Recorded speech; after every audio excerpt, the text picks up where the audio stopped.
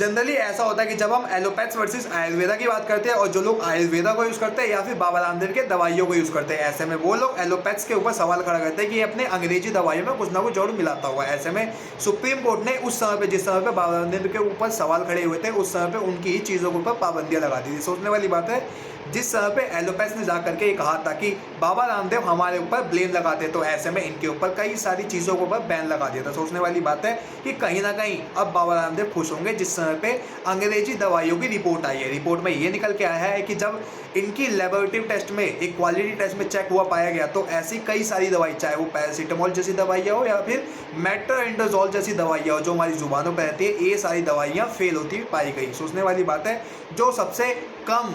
Common drugs वाली दवाइयाँ होती है वो सारी दवा फेल होती हुई पाई गई। ये बात निकल के आती है एक ऐसी सरकारी संस्था जिसे हम CDSC के नाम से जाना करते हैं, जो कि इसका हेडक्वार्टर दिल्ली में है। सोचने वाली बात है कि ये कुछ इस तरह जिस समय पर तिरुपति के लड्डू में पिछले कई सालों से जानवरों की चर्बी का घी यूज़ किया जाता है, लोगों के आस्था का मजाक बनाया गया था। ऐसे में जिन लोगों ने इस दवाई को खाया होगा, यानी कि पैरासीटामोल से लेकर के 53 दवाइयाँ ऐसी थी जो कि क्वालिटी टेस्ट में फेल होती पाई गई, ये एक बहुत बड़ा चिंता का विषय है। सोचने वाली बात यहाँ ये निकल के आती है कि जिस CDSCO ने, यानी कि central drug standard control organisation ने रिपोर्ट निकाली थी, उसमें बताया कि इन अंग्रेजी दवाइयों में जिन लोगों ने को बनाया है उनके जो बैचेस हैं और जो लोग ऑलरेडी बनाते आ रहे हैं उन दोनों का बैच अलग है, यानी कि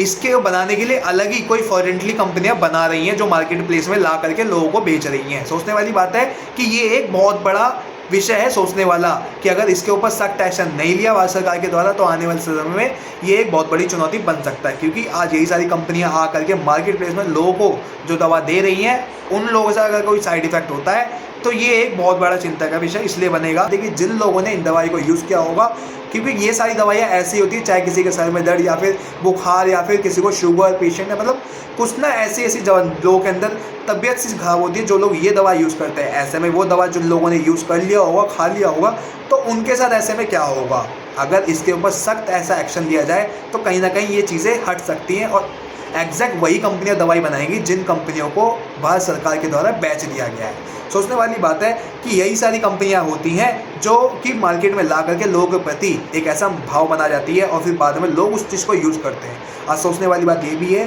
कि पिछले साल, यानी कि इस साल की रिपोर्ट मैं आपको दिखा रहा हूँ, इसमें